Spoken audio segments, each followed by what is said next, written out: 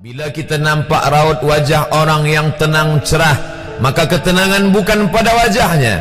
Bila nampak orang melangkahkan kaki dengan tenang penuh wibawa, maka ketenangan bukan pada kakinya. Bila tampak ayunan tangannya tak tergesa-gesa, maka bahagia bukan pada tangannya. Di mana letak bahagia itu? Ala fil jasadi mudghah. Ketahuilah dalam jasad ada segumpal, ada sekepal, ada sesuap. Idza salahat salahal jasadu kulluh. Kalau yang segumpal itu baik, maka yang lain ikut menjadi baik. Wa idza fasadat fasadal jasadu kulluh. Kalau yang segumpal itu rusak, maka dia pun ikut menjadi rusak. Yang segumpal itulah yang mengendalikan mata, telinga, tangan, kaki. Yang segumpal itulah tempat rindu, benci, marah, ridha, ikhlas, fasik, hasad, kufur. Di sanalah bersemayam rindu dan benci. Maka jangan terlampau benci. Habib habibaka haunamma. Kalau kau sayang, sayanglah secukupnya sahaja.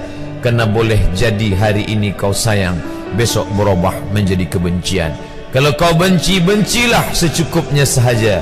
Boleh jadi esok pagi dia menjadi orang yang tersayang. Berapa banyak puan-puan berkata, siapa itu? Itulah orang yang dulu paling aku benci. Tapi hari ini masih ada juga benci, tapi tak banyak. Oleh sebab itu maka dijaga dia. Yauma la yanfa'u malun. Hari itu tak ada guna harta, wala banun, tak ada guna anak, illa man atallah, kecuali orang yang datang menghadap Allah biqalbin salim, dengan hati yang salim. Qab lam ba, qallaba, berbolak-balik. Qallaba, tidak selamanya bahagia. Kadang pagi hati tenang, petang datang dia pun susah. Kadang pagi hati lapang, petang tiba dia pun gundah. Maka apa yang dapat menolong? Ala bizikrillah, ketahuilah dengan banyak menyebut mengingat Allah, tatma'innul qulub, maka hati akan menjadi lapang. Qalbul mu'min baina asabi'ir rahman, hati orang beriman berada di antara jari jemari kuasa Rahman. Kalau dia hendak, dia balikkan yang senang menjadi susah.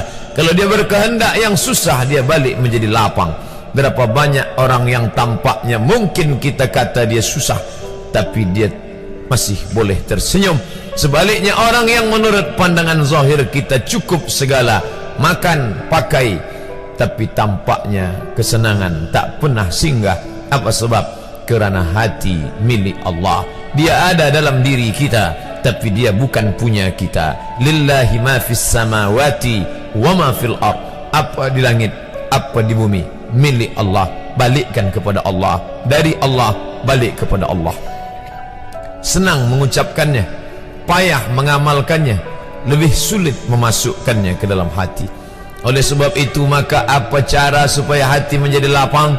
Yang pertama, iman. Mesti ada iman. Percaya bahawa dia ada walaupun tak tampak oleh mata. Dulu ada seorang filosof, dia berkata bahawa aku percaya dia ada bila boleh tampak oleh mata, disentuh tangan, didengar telinga. Tapi bila tidak dapat ditengok mata, dipandang mata, didengar telinga, disentuh tangan, maka dia tidak ada. Inilah orang-orang yang berfaham wujudiyah. Wujud ada, mikrofon ada, mimbar ada, orang ada, kerana aku boleh menatap dengan mata, mendengar suara dengan telinga, bersapa tangan dengan alat yang diciptakan Allah Subhanahu wa ta'ala. Tapi kita mengenal dia bukan kerana rupa. Bahkan bila kita pejam mata nampak berbagai macam rupa, itukah dia? Bukan. Walam yakul lahu kufuwan ahad. Bila kita pandang tengah malam tampak bermacam warna rupa, itukah dia? Ma khatara bibalik fallahu laisa kadzalik. Apa yang terlintas di hatimu, maka dia tidaklah seperti itu. Dia tak dapat dipandang dengan mata. La tudrikuhul absaru, dia tak dapat ditangkap mata. Wa huwa yudrikul absara, dialah yang dapat menatap mata. Jangankan dia, wajah kita pun kita tak boleh melihatnya. Siapa yang boleh melihat wajahnya? Sementara belum dijumpai cermin, belum pandai orang membuat cermin, orang tak tahu bentuk rupa wajahnya bagaimana.